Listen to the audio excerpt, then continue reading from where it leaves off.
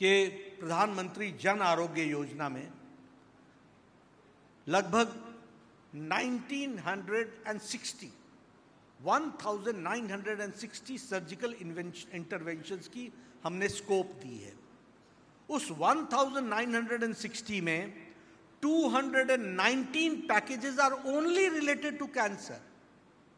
You can understand a poor man, Bharat के 60 करोड़ लोग, 50 करोड़ लोग वो जो गरीब हैं और 6 करोड़ वो माताएं, बहनें और बुजुर्ग, किसी भी आमदनी के, किसी भी आयु के, 60-70 साल से ऊपर के लोग जीवन के अंतिम समय तक उनको कैंसर का और उनके आरोग्य के लिए 5 लाख रुपए की व्यवस्था, जीवन अंत तक करने की व्यवस्था प्रधानमंत्री मोदी जी ने की है। यह भी मैं आपको बताना चाहता हूं। और लगभग 68.43 हॉस्पिटल एडमिशंस हो चुके हैं, यानी 68,43,000 एडमिशंस हॉस्पिटल में प्रधानमंत्री जन आरोग्य योजना में हो चुके हैं, और जिसमें से 13,160 करोड़ रुपए इन पैकेजेस पर खर्च हुआ है।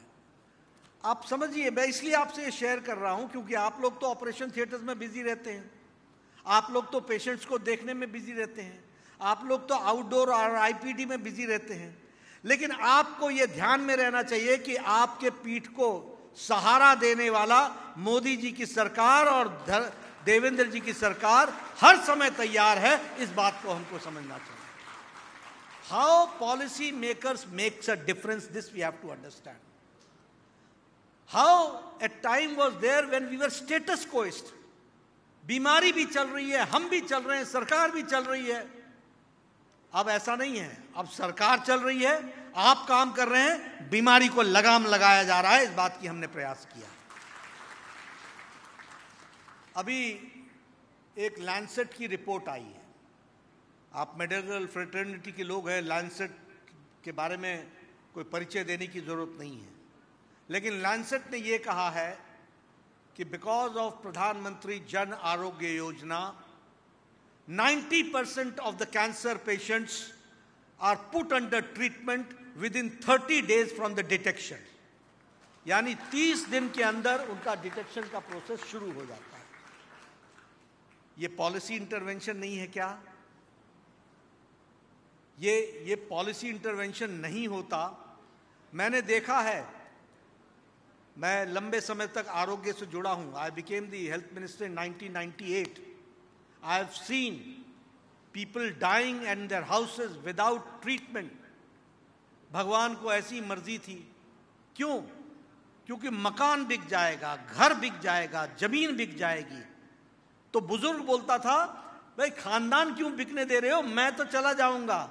अरे 10 साल और जी लेता, क्या फर्क पड़ता है, मैं घर पे ही मर जाऊंगा, लेकिन खानदान नहीं बिकना चाहिए और जमीन नहीं बिकनी चाहिए, इसलिए वो इलाज नहीं कराता था। आज मोदी जी ने उसको ये व्यवस्था दी है कि वह अपना इलाज कराए, और लैंसेट बोलता है कि 30 दिन के अंदर 90% लोग अपना इलाज कराना शुरू कर देते हैं। This is the difference which we have to understand. ये फर्क पड़ता है जिसको हमको ध्यान में रखना चाहिए। और आपके साथ मैं ये भी शेयर करना चाहता हूँ, अभी निर्मला सीतारमन जी ने इसी बजट में कहा है कि every district will have a district day care centre, cancer centre, every district day care centre. और ये कितने में? We have to do it within 3 years, 3 साल में हमको करना है। और इस साल हम 200 डे केयर सेंटर स्टार्ट कर रहे हैं, और उसमें से good number is going to come to Maharashtra also. ये भी मैं आपको विश्वास दिलाना चाहता हूँ, ये भी आपको कहना चाहता हूँ।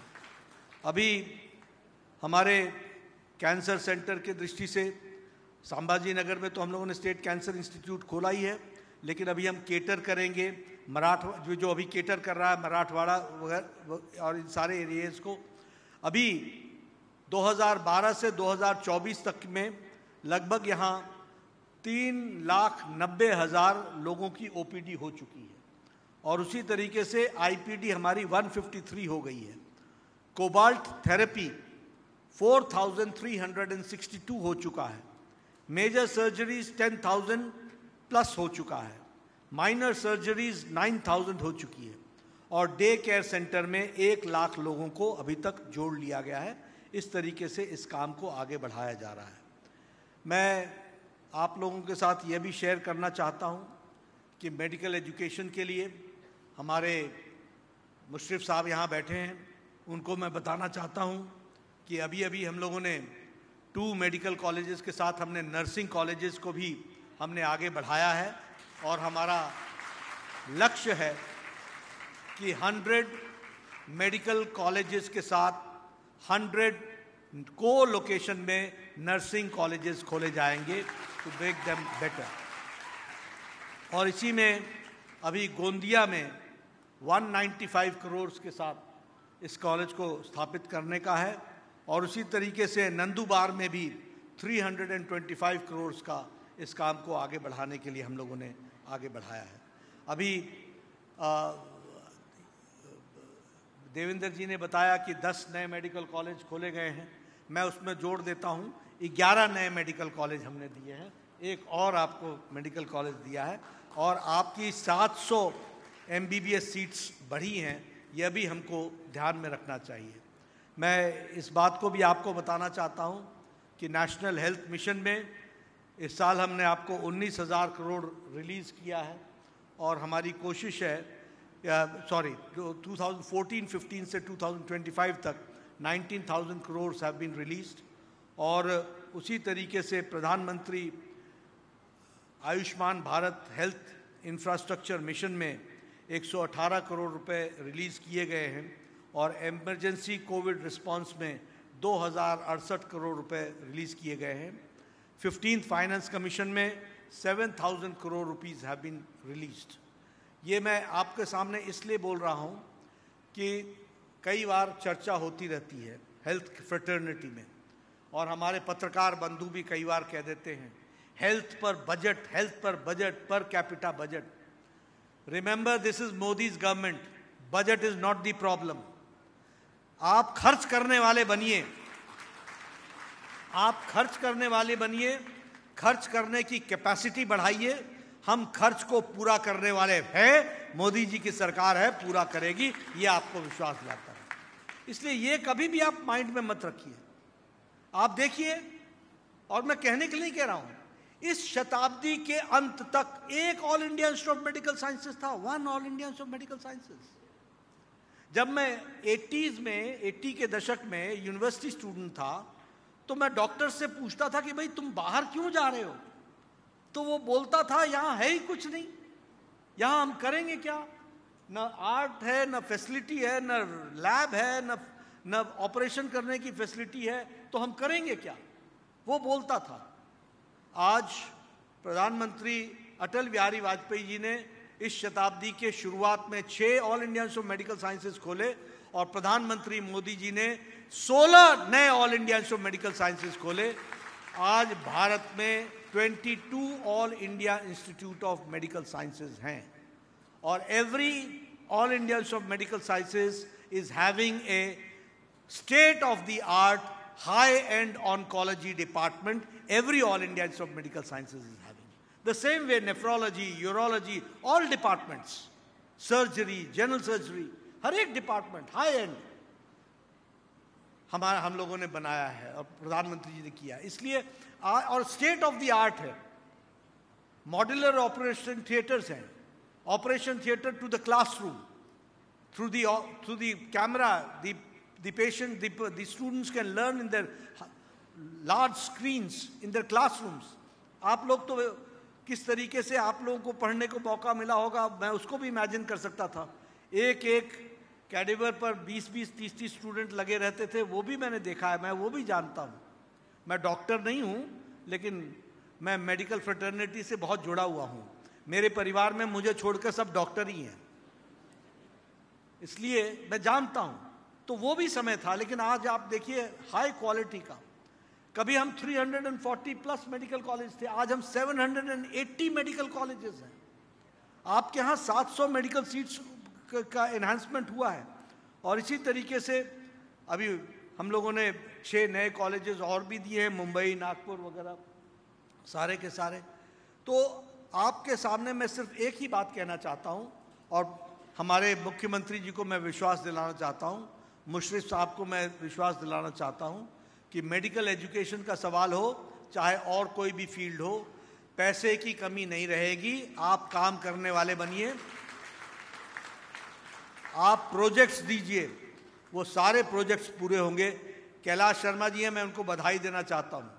ये हमको इधर से उधर से कहीं से पकड़ ही लेते हैं और जब पकड़ते हैं तो छोड़ते नहीं है जब तक कुछ ना कुछ नया ना ले लें। तो इसलिए आपके पास अच्छे एम्बेसडर्स भी हैं, अच्छे लोग भी हैं जो इन सारे कामों को आगे बढ़ाते हैं और तीव्र गति से आप लोगों के इलाज के लिए आगे बढ़े। एक बात मैं ज़रूर कहना चाहूँगा कि ये सरकार जहाँ क्यूरेटिव पर ध्यान दे रही है, वहीं ये इंक्लूसिव हेल्थ पर भी बात कर रही है, होलिस्टिक अप्रोच ले रही है। और होलिस्टिक अप्रोच में हम प्रिवेंटिव पर जोर दे रहे हैं, स्क्रीनिंग पर जोर दे रहे हैं, preventive, promotive, curative, palliative, rehabilitative, और अब तो हम जेरियाटिक पर भी जोर दे रहे हैं क्योंकि बड़ी संख्या अब आयुष्मान आरोग्य मंदिर में जब हम व्यय आयुष्मान आरोग्य मंदिर आयुष्मान आरोग्य योजना जोड़ेंगे तो बड़ी संख्या में हम बुजुर्गों का इलाज कराने में सक्षम होंगे। तो उसके लिए हमको जेरियाटिक डिपार्टमेंट को भी स्ट्रेंथन करना पड़ेगा। तो इस तरीके से हम होलिस्टिक अप्रोच लेकर के चल रहे हैं। आपका समर्थन हमको मिले। महाराष्ट्र स्टेट हमेशा पायनियर रहा है, तो इसलिए आप सब लोग इसको आगे बढ़ाएं। पूरी ताकत के साथ हम भी समर्थन करेंगे। फिर आपको एक बार याद दिलाऊंगा, वो बार बार मैं याद दिलाता हूं क्योंकि आप आते हैं पढ़ करके, हम आते हैं जनता के आशीर्वाद से, और जनता का आशीर्वाद आपके साथ जुड़ा है और आपका जनता के आशीर्वाद से जुड़ा है।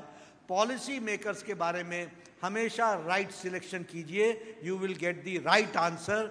If you answer wrong you will get a wrong answer and then you should not say कि ओह गलती हो गई। तो इसलिए सही रास्ते पर चलते रहिए और हमें भी सही रास्ते पर चलने के लिए प्रेरित करते रहिए। इन्हीं शब्दों के साथ धन्यवाद।